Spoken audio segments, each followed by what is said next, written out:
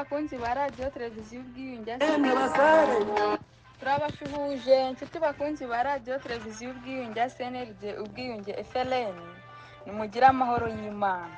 Muri aka kanya muri kumwe nanjye Irafasha Clemence mfatanije na mugenzi wanjye Ndikumana Ado. Muri studio zacu twabazana umutumirwa General de Brigade Habimana Hodari. Tugiye kuganira nawe ku nsanganyamatsiko twabateguriye ku mutekano. Tutabatindiye rero reka duhe umutumirwa wacu ikaze kuri radiyo na televiziyo ubwiyunge. Mo General, mwasuhuza abakunzi bacu kandi mukabibwira kugira ngo abantu babashe kumenya ugiye kubaganiriza. Ijambo ni iryanyu. Mbanje kubasuhuza banyamakuru ba radiyo televiziyo ubwiyunge, mukomere cyane kandi ndabashimiye kuntumira muri iki kiganiro. Ndasuhuza kandi intwara n'intarumikwa inshuti za CNLD ubwiyunge FLN, kandi ndasuhuza cyane abanyarwanda muri rusange. Twese hamwe duhorana ubutwari, turi kumwe n'Imana, intsinzi nivuba twese dufatanye urunana. Ni jyewe ugiye kubaganiriza ku nsanganyamatsiko twise umutekano, cyane ko biri mu byo nshinzwe. Ndi General de Brigade Habimana Hodari, abashinzwe komisiyo ya Comidef muri CNLD ubwiyunge. Iyo komisiyo ikaba ifite inshingano y'umutekano, uburinzi n'ikomezamutsi mu muryango wacu.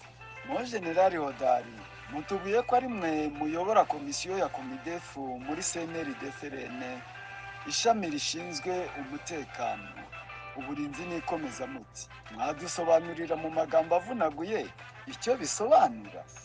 Murakoze cyane. Komisiyo ya Comidef ishinzwe kuyobora, nk'uko nabivuze haruguru, ni ishami rishinzwe umutekano, uburinzi n'ikomezamutsi mu muryango wacu. Iyo tuvuze umutekano, turafata urugero mu gihugu cyangwa muri organization yacu. Ni ukurinda abantu n'ibyabo hamwe, ku buryo abarindwa biyumvamo ituze, bakumva nta cyabahungabanya, bakishyira bakizana mu burenganzira bemererwa n'amategeko bagize uruhare mu gushyiraho. Usanga kenshi iyo hatari uburinzi abaturage babuzwa amahoro n'abayobozi. Umutekano si ukumva imbunda zitavuga gusa, ahubwo umutekano ni ubwo buryo umuturage agira muri we icyo cyizere gishingira ku buyobozi bwiza bumuha kwishyira akizana mu gihugu cye, ntahungabane cyangwa ahungabanywe n'ibye, bigatekana, ntihagire ibimukorerwa bitubahirije amategeko. Nicyo twita umutekano, ari nawe twifuza mu gihugu cyacu. Buri wese akagira uburenganzira yemererwa n'amategeko kandi bukubahirizwa kuri bose. Naho iyo tuvuze uburinzi, ni uburyo bukoreshwa hashyirwaho uburyo n'abantu bashinzwe gukumira ibibi inyuma y'inkiko, kugira ngo bitaba byakwinjira bigahungabanya umutekano w'abaturage. Ibyo rero hiyongeraho uburinzi bushyirwa ku bayobozi cyangwa ku bikorwa remezo bikomeye, ndetse no ku bigo bimwe na bimwe bishobora kuba byahungabanya umutekano w'abaturage nka za prison n'ibindi. Kuko umugororwa kabuhari watorotse akagera mu baturage, kumubona gusa bishobora guhungabanya umutekano w'abaturage, kabone n'ubwo atagira ikibi akora, ntibasinzira. Naho iyo tuvuze rero ikomezamutsi, akenshi tubizana mu rwego rwo guharanira icyiza cyangwa icyo wemererwa n'amategeko. Ntukivirire, ntiwemere ko hari uwakwambura ibyawe cyane uburenganzira bwawe. Uba rero ugomba kubuharanira kugeza ubwishubishe.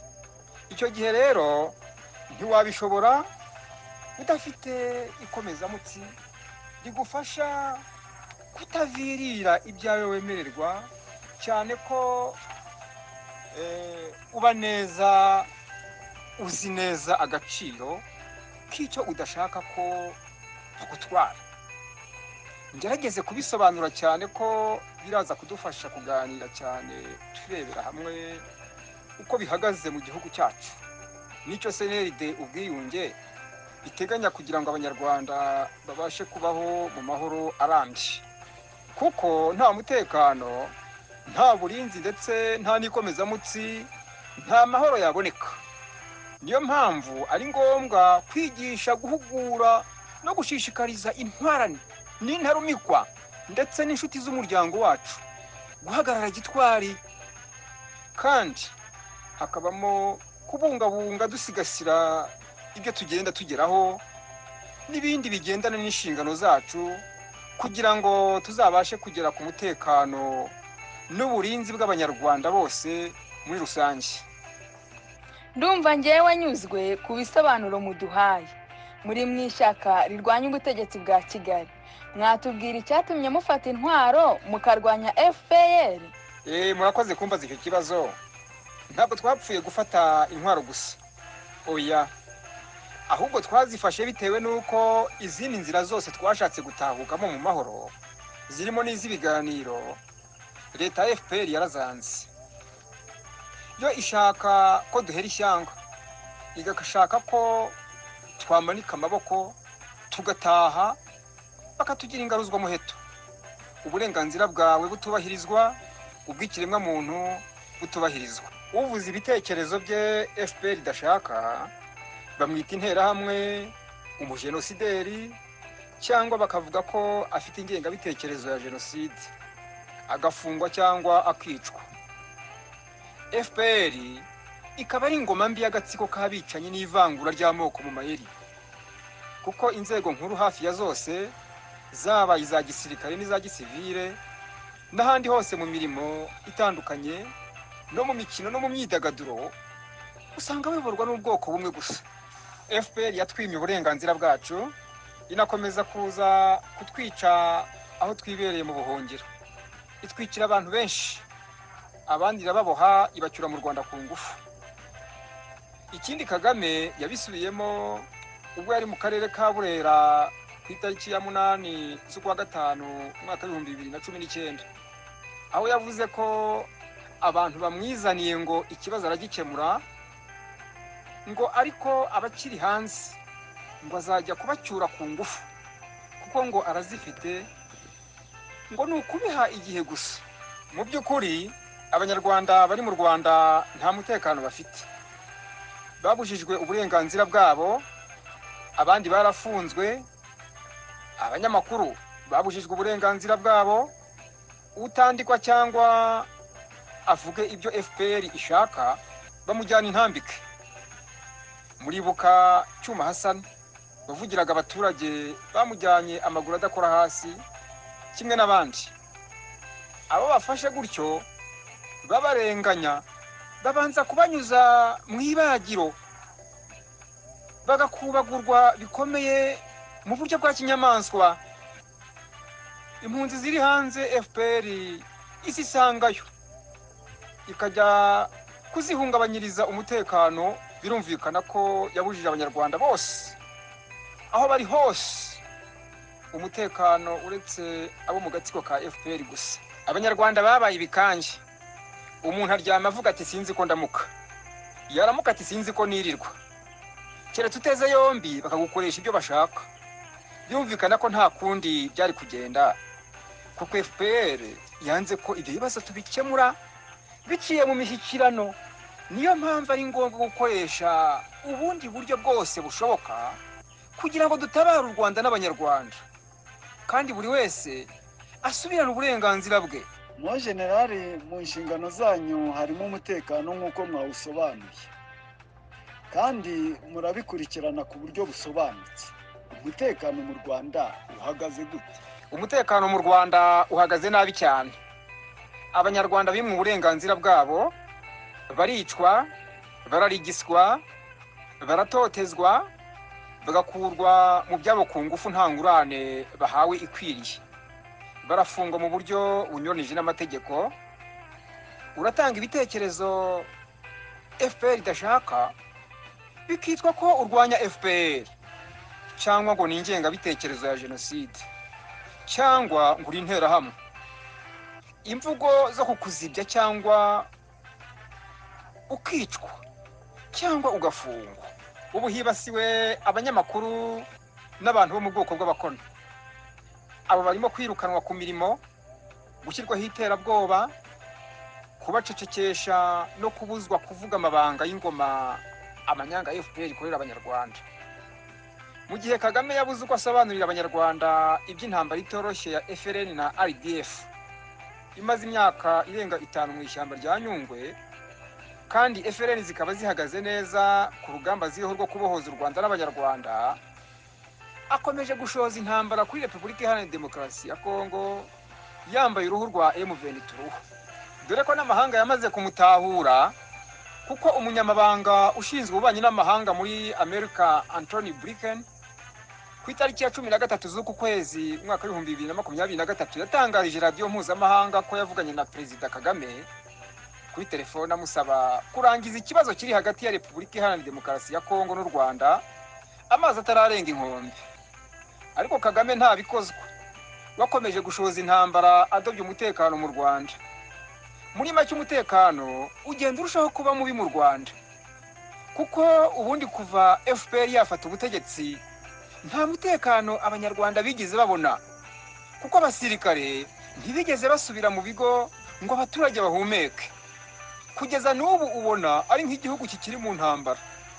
Abaturage baraswa ku manywa y'ihangu, byarabaye muri Rubavu, za Kibungo n'ahandi. None se mo generali, ko mwumva byadogereye mu Rwanda mu kiganiro cya Marato Politike cyanyuze kuri radio televiziyo Ubwiyunge duherutse gukurikira, uko CNRD Ubwiyunge FLN izabigenza kugira ngo igarure ineza, ituze no kwishyira ukizana mu banyarwanda, mwebwe muzabigenza gute cyangwa niki muteganiriza abanyarwanda mu rwego rw'umutekano?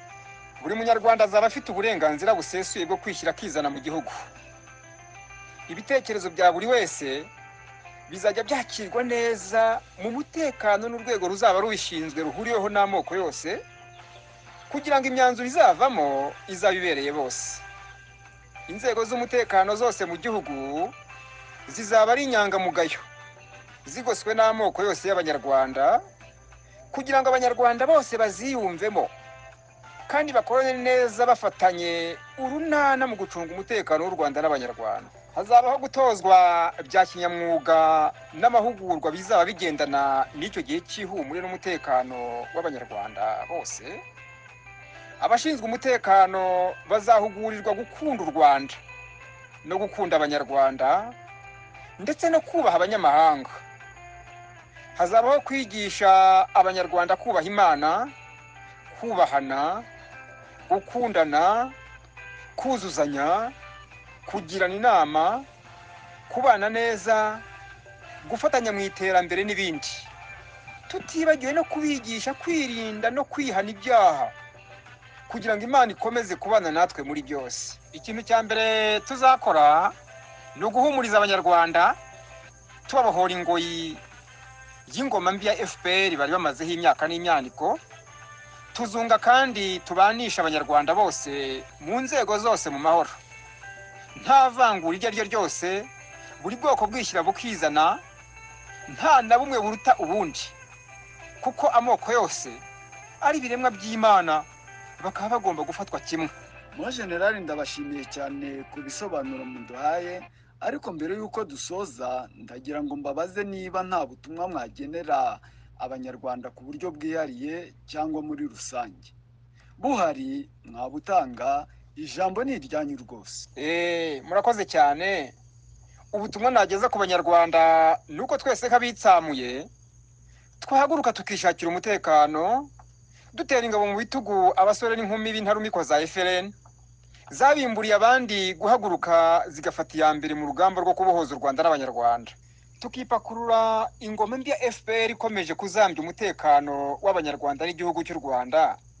Buri wese agakora uko ashoboye, n'udafite imbaraga zo kubageraho yaboherereza ingemu ku rugerero, bityo tuzagera ku ntsinzi bidatinze, maze abanyarwanda bibonera umutekano ubereye bose mu gihugu cyose. Kohereza ingemu ntibigoye, kuko ni ugucisha kuri site yacu CNRD, Akanyerezo, FLN, akadomo org agakoni kaberamye contribution. Nsubiremo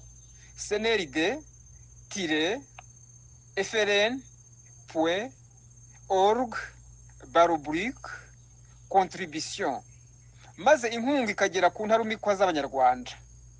Uwashaka kandi gukoresha ubundi buryo asaba ibisobanuro akoresheje nimero ya telefone ifite WhatsApp kandi yakira ubutumwa bugufi SMS ariyo ikimenyetso cyo guteranya 32 49 63 27 094. Banyarwanda, duhaguruka, igihe ni iki, kandi n'Uwiteka ari mu ruhande rwacu. U Rwanda turaruhindura urwa twese rubereye buri munyarwanda. Ikindi narangirizaho ni ukubwira abagambanyi bose bihishe mu bantu babangamira ibikorwa byo kwibohoza no kubohoza u Rwanda ko igihe kije bakazibonera ishyano hamwe na FPR yajujubije rubanda. Nkaba mbasaba kwitandukanya nayo kuko amazi atararenga inkombe. Duhorane ubutwari. Murakoze, ndabashimiye cyane. Uwo rero yari umutumirwa wacu Bwana General de Brigade Habimana Hodari. Twaganiraga nawe ku nsanganyamatsiko y'umutekano. Murakoze, ndabashimiye ku mwanya muhaye Radio Televiziyo Ubwiyunge n'ibisobanuro muduhaye, turabashimiye cyane. Naho rero dusoreje iki kiganiro nshuti bakunzi bacu, naho ubutaha. Mukomeze kunogerwa na gahunda zacu, mukaba mwari kumwe nanjye Irafasha Clemence fatanije na mugenzi wanjye Ndikumana Ado. Mugire ibihe byiza. Udatinya umuvumba nimusoze turutahe nimuri abagabo, kimwe na rumwe za rubanda aho abaruvuga bose batezeho amakiriro.